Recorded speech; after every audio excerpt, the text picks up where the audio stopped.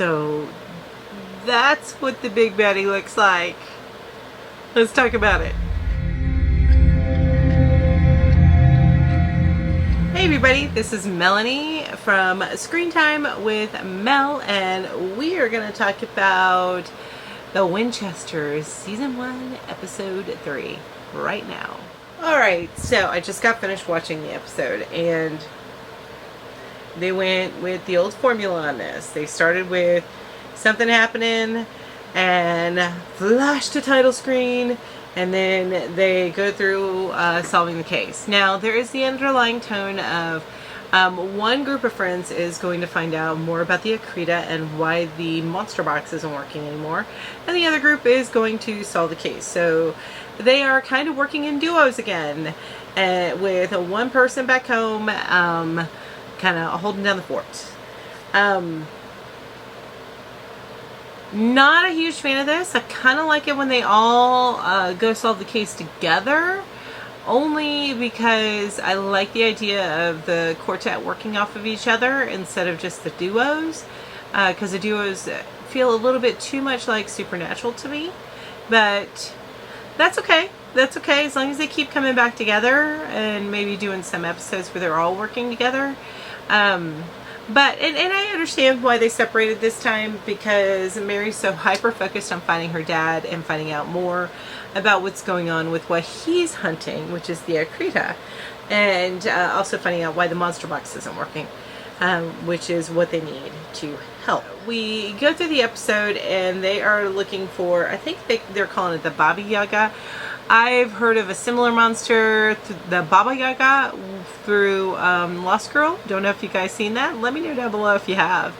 But there was a similar monster there. Entrance into her world was a little bit different and didn't go into a maze. But anyway, still classic Boogeyman style creature. Now this creature looked a lot like the Scarecrow guy that was in Supernatural. I think it was season 1, could have been season 2, but I think it was season 1, with like the whole grudge type of feel. It was a little weird, but it wasn't a bad looking monster. Easily done with physical effects as opposed to special effects, so I kind of like that. Anytime they can go with physical effects or practical effects, I guess the better word, is better, I think, because it looks more realistic. There was a monster at the end, so we finally get to see what the spider creatures look like, which they're ugly. But that was a pretty good looking monster too, and that was obviously special effects. So that was pretty darn cool. But they go through, and basically this monster is snatching kids by luring them in with something they lost. Snatching kids down into this burlap sack, and this burlap sack leads into, which is similar to the last monster snatching people down into this void of flowers. Now it's snatching him down into this bag, which goes into this void and disappears, and leads them into this maze with all this pink all over the place and full of stuffed animals and stuff like that. But it snatches them down into this maze, and of course, so it first takes the little girl, which is the neighbor of Mary, and then it takes her brother. And then Mary decides, okay, fine, I'm going to go down there so I can protect these kids. And she gets snatched down there. They do some research, and the Baba Yaga is from Indian lore. Their friend, gosh, I can't think of her name. I want to say Nata. Maybe it's Nata? Nati? Anyway, she is... she calls back home because she is Indian to find out more about the lore, and after a few phone calls she finds out how they can get rid of it, and what the people have to do that are trapped in there to come back out. So here's the thing that I found interesting is she states that her parents are dead, but then, while she's on the phone, she says, tell Mama I'm okay. So, is she hiding something there? She might be hiding something there. Meanwhile, the other duo that is searching for information about the box and the Akrita trap the demon, who is the partner of one of them that they exorcised or killed. Can't remember. No, they killed him because they trapped him in the box, so he got killed.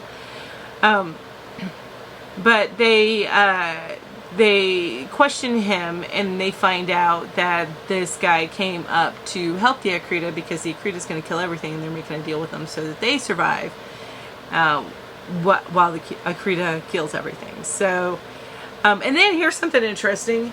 The witch that's with them, which, by the way, the woman that plays that was on Salem's Fort, by the way. I don't know if you know that, but she was. Have any of you watched Salem's Fort? Let me know down below if you have. It's already over. There's only 3 seasons, but I really enjoyed that one. Anyway, she does a spell and traps this demon in a tree. It's like all these guys, these hunters, were so much more advanced than the supernatural. But I guess it's just a ragtag information they pulled together. But I guess that's how they all learn, right? Anyway, she pulled the demon spirit, I guess, down into the tree, so it lives forever in a bonsai tree for hundreds of years. In a bonsai tree. Brilliant. Of course, you know, who wants to be walking through a forest knowing that a bunch of trees might be, you know, demons? That makes a forest much more creepy. Maybe that's what made the Black Forest. Okay, I'm going too far. The brain's going too far. So, John comes up with a plan to get the kids free and Mary free. And Mary is struggling with it until he helps her find what she's really attached to. And then she's able to break free and come out of the bag. And then they kill the monster. And they go, don't burn the bag right away. They go, leave it outside by the fire pit. Plenty of time for Spider Demon to come and snatch the bag up, take it back to Witchy Akrita woman. And she pulls, I guess it's essence out, and she did this with the creature from the last episode, but pulls the essence out in like a little pink ball and puts it in a vial and then stores it away. So I'm curious as to what that's doing. I guess it's just accumulating power. We do finally get to see who she is, and it is a woman, and she's a local DJ.